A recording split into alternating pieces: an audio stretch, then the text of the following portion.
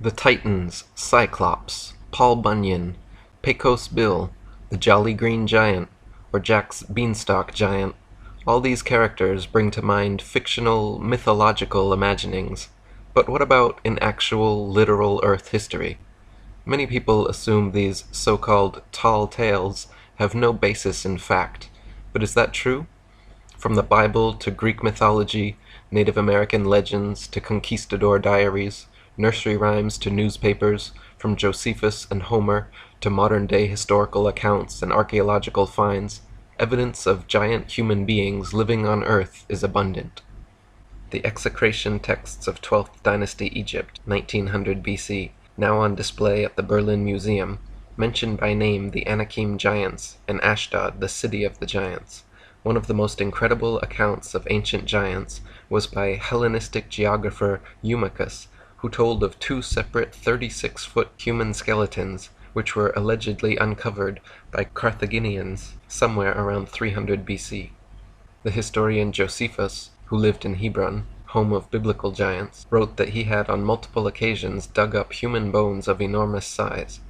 He also wrote about the people of Judah facing the giants of Hebron, saying, "There were till then left a race of giants, who had bodies so large, and countenances so entirely different from other men, that they were surprising to the sight, and terrible to the hearing. The bones of these men are still shown to this very day, unlike to any credible relations of other men." Josephus also wrote of Eleazar, a Jewish giant that stood over 10 feet tall, being one of the hostages the king of Persia sent to Rome to ensure peace. Roman Emperor Aulus Vitellius also mentioned this, writing that Darius, son of Artabanes, was sent as a hostage to Rome. He took with him, with diverse presents, a man 7 cubits high, a Jew named Eleazar, who was called a giant by reason of his greatness. Roman author Pliny the Elder wrote that during the reign of Claudius, a 9-foot, 9-inch giant named Gabarus was brought from Arabia to Rome and placed head of the Adutrix legions.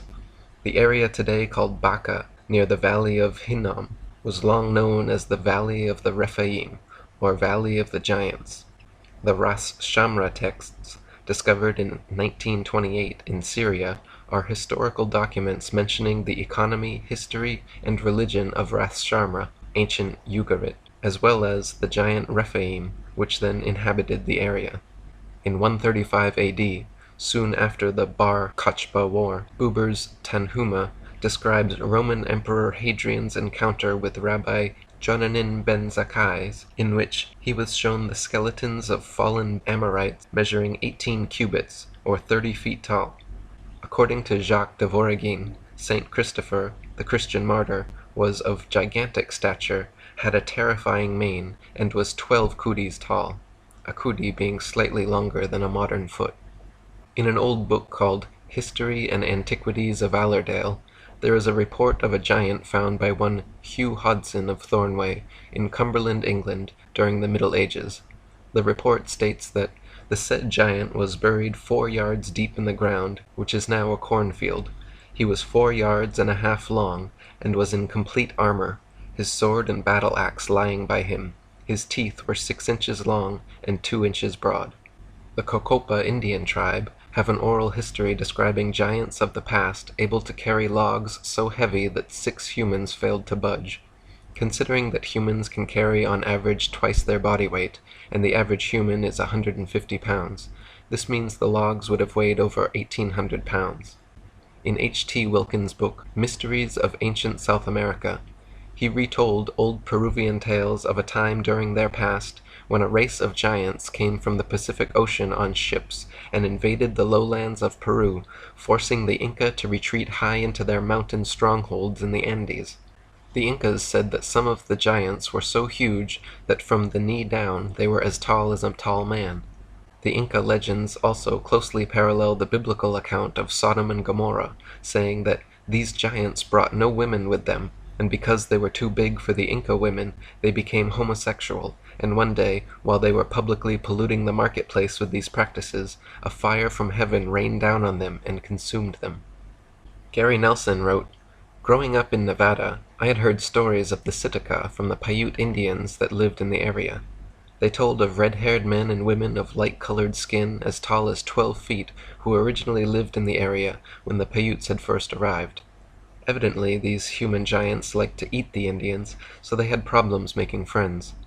The Indian tribes of the area finally joined and ambushed the giants, killing most of them on the spot. The remaining giants took refuge in a cave. The Indians demanded they come out and fight, but the giants refused, so the Indians piled brush into the cave and set it on fire. Any giants that did run out were shot with arrows. The remaining giants were asphyxiated. Many early explorers, including Vespucci, Drake, Coronada, De Soto, and Narvaez, all mention encountering giant human beings in their journeys.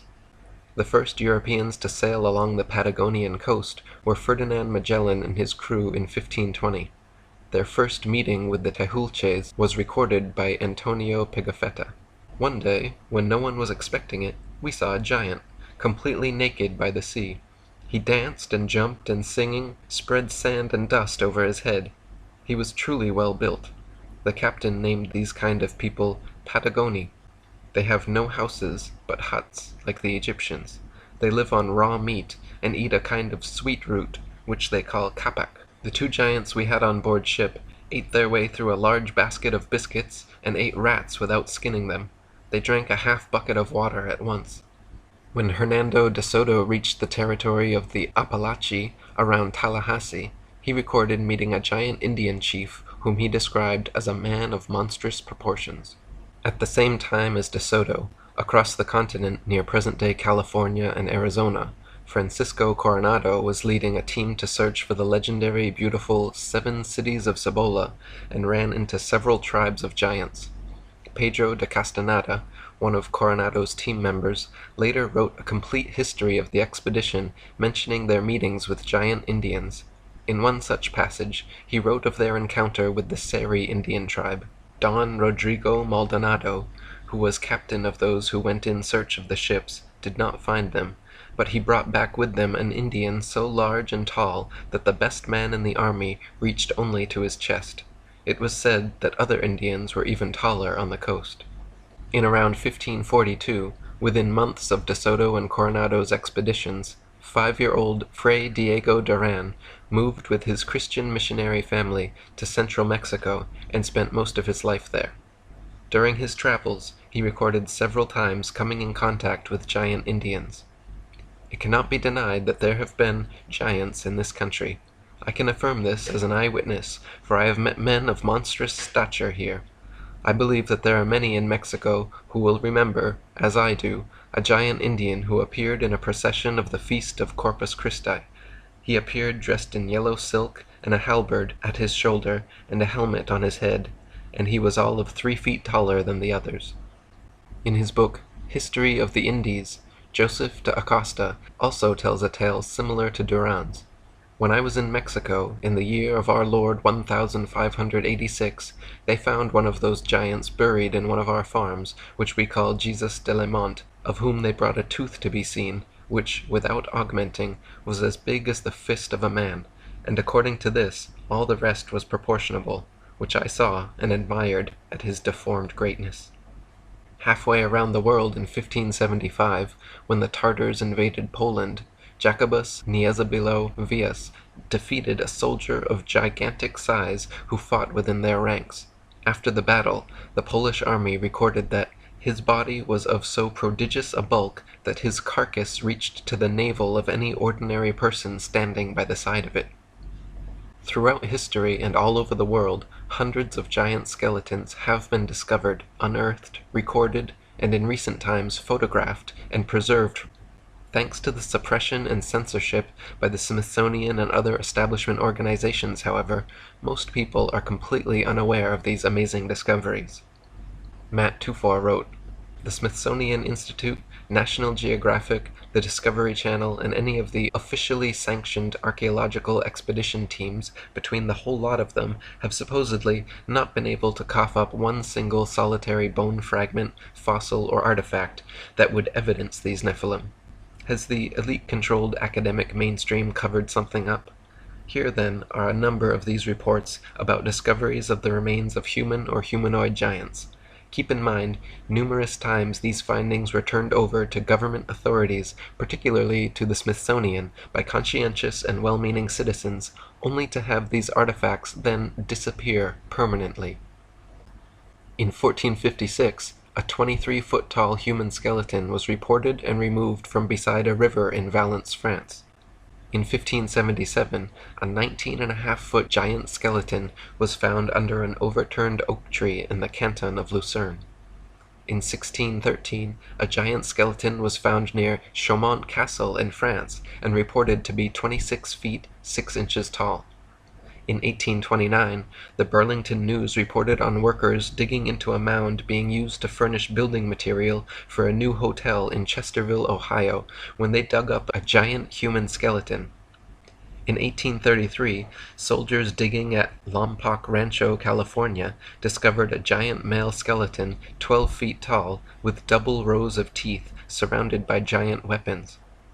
In July 1877, 4 prospectors in Eureka, Nevada, found and chipped out several human leg and foot bones encased in solid quartzite. One of the leg bones from heel to knee was 39 inches long, twice the size of a modern-day adult human. In 1879, the Indianapolis News reported that a 9-foot, 8-inch skeleton was excavated from a mound near Brewersville, Indiana. In 1891, workmen excavating near Crittenden, Arizona, discovered a huge stone sarcophagus 8 feet below the surface, which contained the mummified body of a 12-foot tall giant with 6 digits on each limb. The Chicago Record reported on October 24, 1895, that a mound near Toledo, Ohio, was found to hold 20 skeletons, seated and facing east, with jaws and teeth twice as large as those of present-day people, and beside each sat large bowls with curiously wrought hieroglyphic figures. In December 1895, a 12-foot 2-inch fossilized Irish giant was found by a Mr. Dyer while prospecting for iron ore in Antrim Country, Ireland. Strand magazine featured a picture of the giant at a London rail depot. It weighed 2 tons, had 6-digit limbs, and was exhibited in Dublin, Liverpool, and Manchester for 6 pence a person, attracting scientific men as well as gaping sightseers. After a legal dispute regarding ownership, however, the exhibit disappeared from public display forever. 18 giant human skeletons were found in mounds next to Lake Delavan, Wisconsin, in May of 1912. Belvoir College professors and students excavated the site, uncovering giants from 7.6 feet up to 10 feet tall, with double rows of teeth and 24 digits. The Washington Post, on June 22, 1925, and the New York Herald Tribune, June 21, 1925, reported that a mining party found skeletons measuring 10 to 12 feet, with feet 18 to 20 inches long, near Sissaquiche, Mexico. The Los Angeles Times, on October 2, 1927, reported, "Explorers in Mexico located large human bones near Tapextla, indicating a race of gigantic size." The Review-Minter of June 19, 1931, reported on 2 giant skeletons found in Lovelock Cave, Nevada.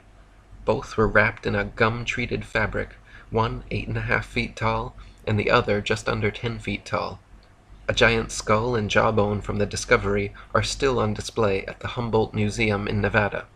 In the late 1950s, during road construction in southeast Turkey, many tombs containing the remains of giants upward of 16 feet tall were uncovered.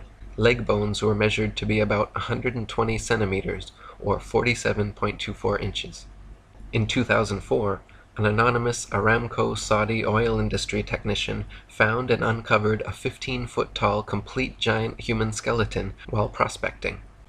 Police quickly came and seized all cameras, the Saudi military swiftly took control of the site, and nothing was ever publicly released about it since. The technician who uncovered it managed to take and circulate only one photo of the giant. Matt 24 wrote, "What I found to be ominously indicative, and yet also a backhanded confirmation of the authenticity of this discovery, is the flurry of photoshopped Nephilim remains that popped up on the internet shortly afterwards. In an apparent attempt to muddy the waters and create a discrediting factor, To this day, if you Google for giant skeleton, you see an abundance of these faked Photoshop giants. Just in the short time I spent recently researching for this chapter, I ran into at least 5 or 6 reports regarding the Smithsonian Institute receiving extraordinary artifacts and evidence from dutiful citizens who thought they were handing over their findings to the highest and most reliable authorities, only to realize later that Smithsonian had made it all disappear. Hollywood has even made a veiled, snickering reference to this bizarre trend. Recall the famous Smithsonian warehouse scene at the end of the first Indiana Jones movie. Note how these many giant discoveries are made by a wide range of people with a variety of jobs and interests, unlike supposed dinosaur discoveries which are always made by highly invested parties. Also note how the Smithsonian has entire museums filled with fake dinosaur skeletons, yet has never displayed a single giant human skeleton. Even though they are in possession of several of them, they maintain that giants never existed and have never been discovered. David Hatcher Childress wrote, "To those who investigate allegations of archaeological cover-ups, there are disturbing indications that the most important archaeological institute in the United States, the Smithsonian Institute, an independent federal agency, has been actively suppressing some of the most interesting and important archaeological discoveries made in the Americas. The Vatican has long been accused of keeping artifacts and ancient books in their vast cellars without allowing the outside world to access them. Sadly, there is overwhelming evidence that something very similar is happening with the Smithsonian Institution." Ivan T. Sanderson, a famous zoologist and frequent Johnny Carson guest, told the story of an army engineer stationed on the Aleutian Islands of Shemya during World War II, who sent him a fascinating letter. The man claimed to have uncovered a giant graveyard when building an airstrip, bulldozing through sedimentary rock in 1944. He found skulls which measured from 22 to 24 inches from base to crown, nearly 3 times the size of a typical adult human skull. He entrusted them to the Smithsonian Institute, where they were never to be seen again. He wrote to Sanderson, "Is it that these people cannot face rewriting all the textbooks?" When Spiro Mound in Oklahoma was excavated in the 1930s, an 8-foot-tall giant in full armor was discovered along with a treasure of pearls and other jewels. The Smithsonian Institute was directly involved in the cover-up of this and many other ancient mounds of the Midwest which were dug up. Archaeologist and researcher David Hatcher Childress reported on one Smithsonian employee who lost his job for exposing evidence that the Smithsonian had at least once taken a barge full of unusual artifacts out and dumped them in the middle of the Atlantic Ocean. David Hatcher Childress wrote, "Perhaps the most amazing suppression of all is the excavation of an Egyptian tomb by the Smithsonian itself in Arizona. A lengthy front-page story of the Phoenix Gazette on April 5, 1909, gave a highly detailed report of the discovery and excavation of a rock-cut vault by an expedition led by Professor S.A. Jordan of the Smithsonian. The Smithsonian, however, claims to have absolutely no knowledge of the discovery or its discoverers. The area around 94 Mile Creek and Trinity Creek had areas with names like Tower of Set, Tower of Ra, Horus Temple, Osiris Temple, and Isis Temple. In the Haunted Canyon area were such names as the Cheops Pyramid, the Buddha Cloister, Buddha Temple, Manu Temple, and Shiva Temple. Was there any relationship between these places and the alleged Egyptian discoveries in the Grand Canyon? We called a state archaeologist at the Grand Canyon and were told that the early explorers had just liked Egyptian and Hindu names, but that it was true that this area was off limits to hikers and other visitors because of dangerous caves. Indeed, this entire area, with Egyptian and Hindu place names in the Grand Canyon, is a forbidden zone. No one is allowed into this large area. We could only conclude that this was the area where the vaults were located. I believe that the discerning reader will see that if only a small part of the Smithsonian Gate evidence is true, then our most hallowed archaeological institution has been actively involved in suppressing evidence for advanced American cultures, evidence for ancient voyages of various cultures to North America, evidence for anomalistic giants and other oddball artifacts, and evidence that tends to disprove the official dogma that is now the history of North America."